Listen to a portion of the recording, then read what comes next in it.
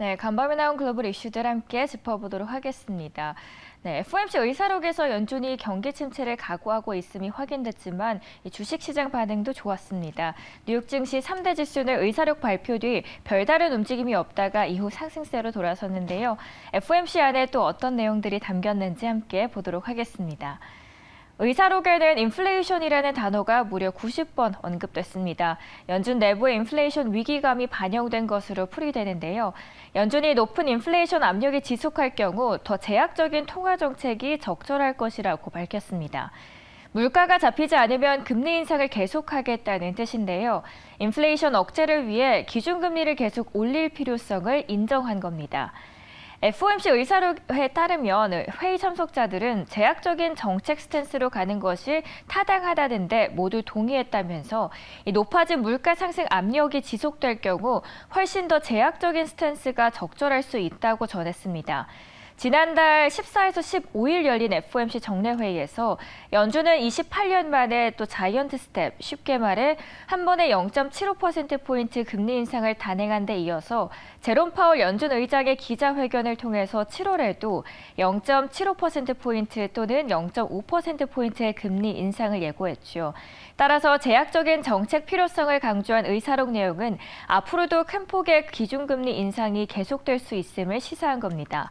특히 FOMC 위원들은 가파른 금리 인상이 미국의 경제 둔화를 초래하더라도 물가 잡기를 우선적으로 하겠다는 의지를 보였습니다. 회의 참석자들은 통화정책 강화가 당분간 경제 성장의 속도를 느리게 만들 수 있다는 점을 인정했습니다. 다만 물가 상승률을 다시 2%로 낮추는 것이 최대 고용 달성에도 매우 중요하다고 본 겁니다. 정리를 해드리자면 향후 금리 인상과 관련 의사록에 따르면 참석자들은 차기 회의에서 0.5에서 0.75%포인트 인상이 적절하리라고 판단했고요. 아울러 인플레이션 압력이 지속될 경우 더 긴축적인 기조가 적절할 수 있다고 봤습니다. 차기 FOMC 회의는 오는 26일에서 27일로 예정되어 있는 점도 함께 참고해 보시길 바라겠습니다. 이어서 다음 기사도 함께 보겠습니다.